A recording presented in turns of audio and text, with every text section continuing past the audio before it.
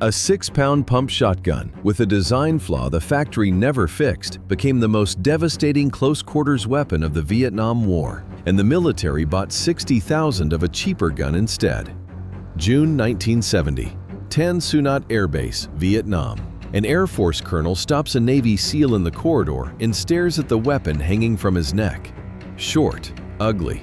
The barrel is fitted with something that looks like a crushed metal beak. The colonel asks what it is. The SEAL, Senior Chief James Watson, 3 combat tours, 16 decorations, looks him dead in the eye. "That's my sweetheart, my 12 gauge. The colonel tells him that shotguns are against the Geneva Convention. Watson doesn't blink. "Colonel, if they ever send me to Geneva, I'll leave her at home. But between now and then, she and I just don't part company."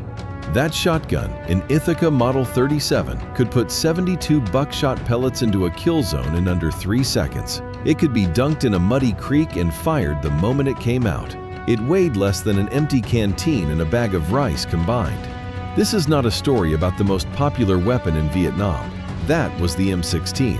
It's not about the most issued shotgun, the Stevens 77E, which the Pentagon bought 60,000 of because it cost $5 less per unit.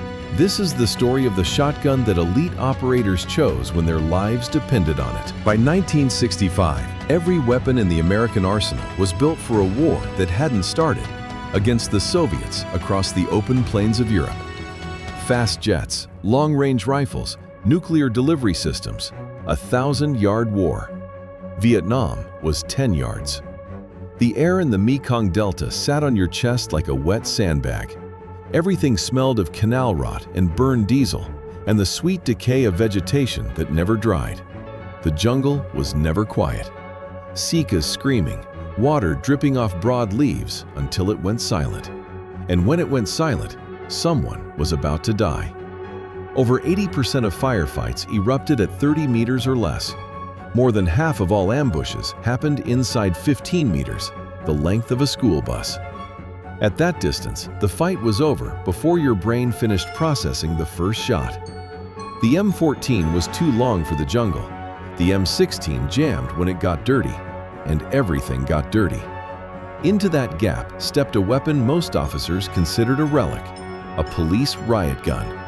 The Pointman knew better. The Pointman walked first in the column, ahead of everyone.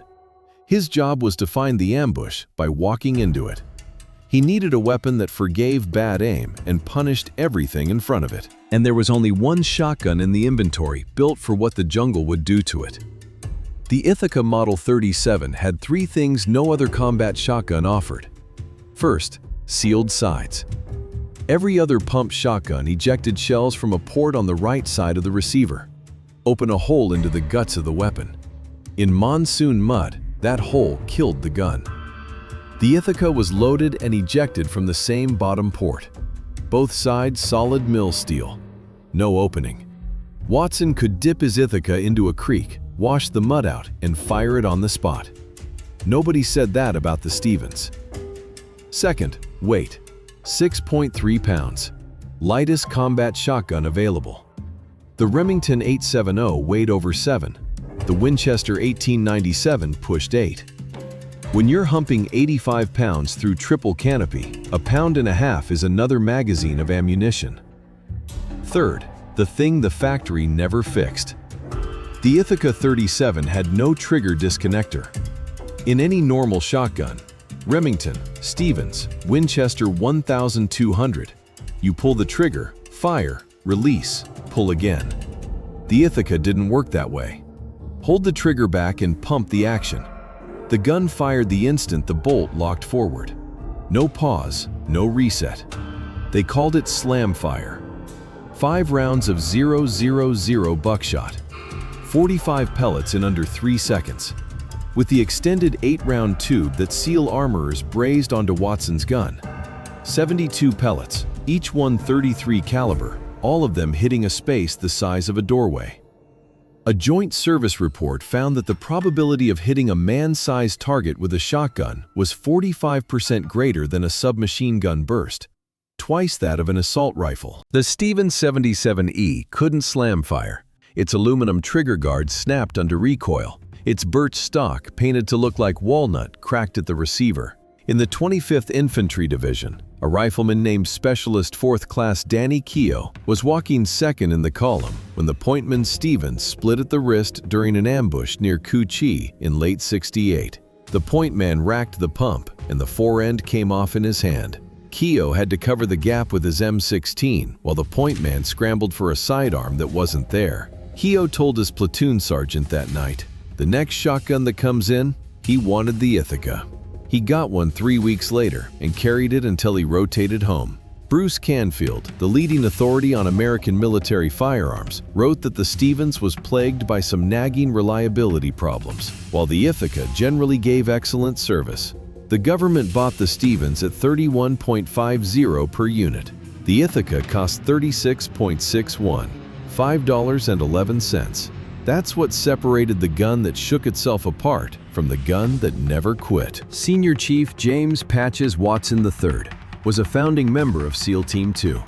He walked point every time on behind-the-lines missions through the Delta from 1967 to 1970. 3 tours, 4 Bronze Stars with Combat V. After his first tour with the standard Ithaca, Watson went to Frankfurt Arsenal and had armorers build him something specific. Extended magazine, 8 rounds, a Duckbill spreader choke welded to the muzzle, stock cut to a pistol grip.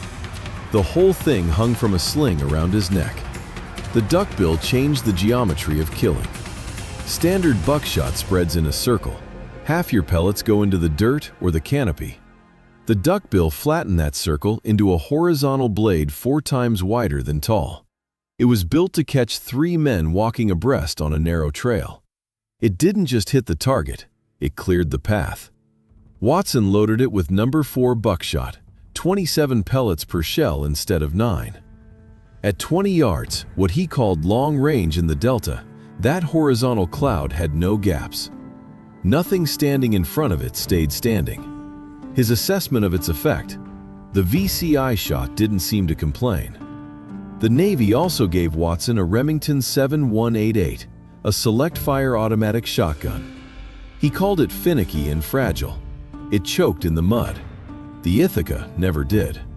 Watson could slam fire it with the speed of an automatic and clear a jam by racking the pump once.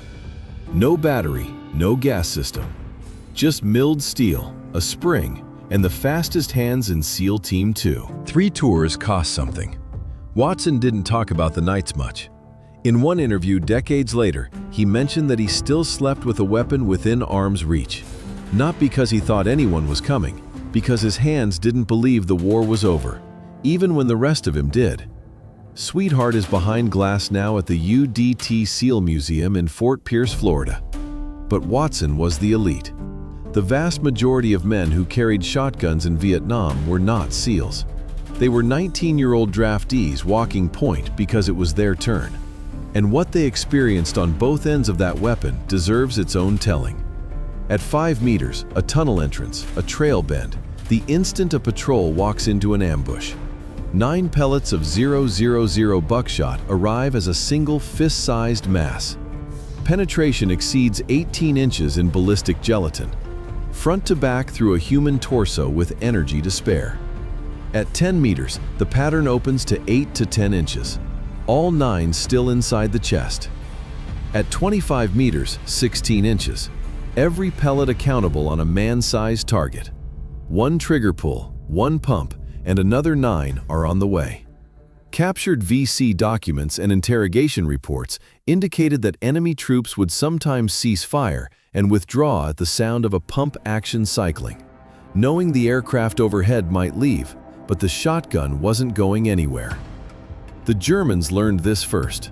September 15, 1918. Germany protested American shotgun use in the trenches. Unnecessary suffering. Threatened to execute any American POW caught carrying one. The U.S. Judge Advocate General Samuel Ansel noted the protest came from a nation deploying chlorine gas, flamethrowers, and serrated bayonets. Germany never replied. That myth followed the shotgun to Vietnam. Watson's colonel wasn't alone. The Army's own Law of War desk book states it plainly. Shotguns have never been prohibited by any international treaty. But here's what the shotgun story always leaves out. The Pointman carried 5 rounds. The M16 carried 20. 100 shotgun shells weighed over 10 pounds. 100 rifle rounds weighed under 3. In a sustained fight, the shotgunner ran dry in seconds, feeding shells one at a time. No magazine, no speed loader, just fingers and pockets.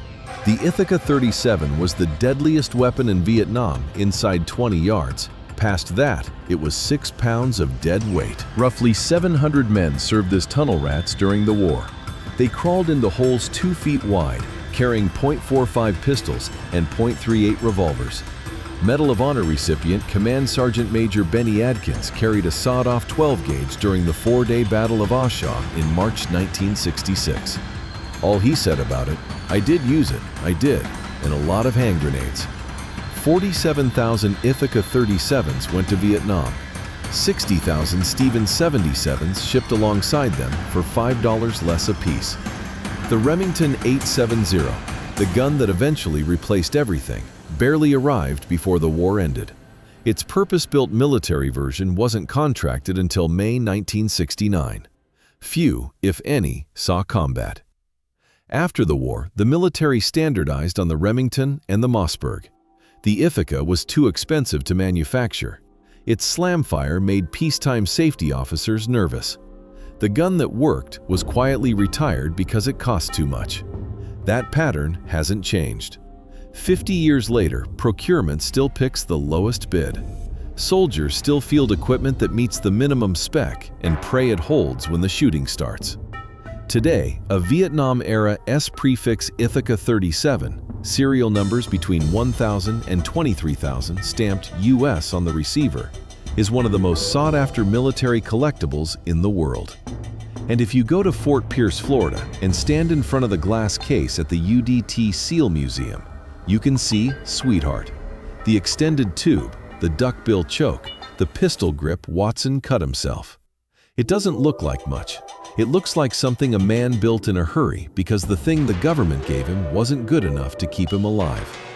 $5.11. That's what separated the gun that fell apart from the gun that never did. In a jungle where the fighting happened at 15 meters, in the dark, in the rain, that was the distance between walking out and being carried. Watson carried Sweetheart on a sling around his neck for 3 years. They asked him once why he never switched to something newer. He said the same thing he'd said since 1967. "She and I just don't part company." The humid trails of the Mekong Delta have long since grown over, burying the brass casings and the echoes of the pump-action's rack. But the story of the Ithaca 37 remains a haunting reminder of a simple truth.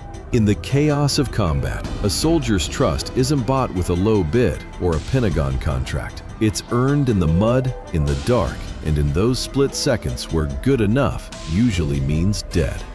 James Watson and his Sweetheart proved that when the world closes in to 15 meters, you don't need a complex system. You need a weapon that shares your will to survive. Because the $5 the government saved was a debt paid in blood by the men who had to carry the cheaper alternative. History is written by the victors, but the best stories are told by the gear that survived the trenches. And if you want to hear more about the weapons that redefine the battlefield, you need to be here for the next one. Hit the subscribe button and join us as we strip away the myth from the metal, ensuring you never miss a deep dive into the legendary tools of the trade that kept men alive when everything else failed. Don't let the story end here. Subscribe now and stay on the point.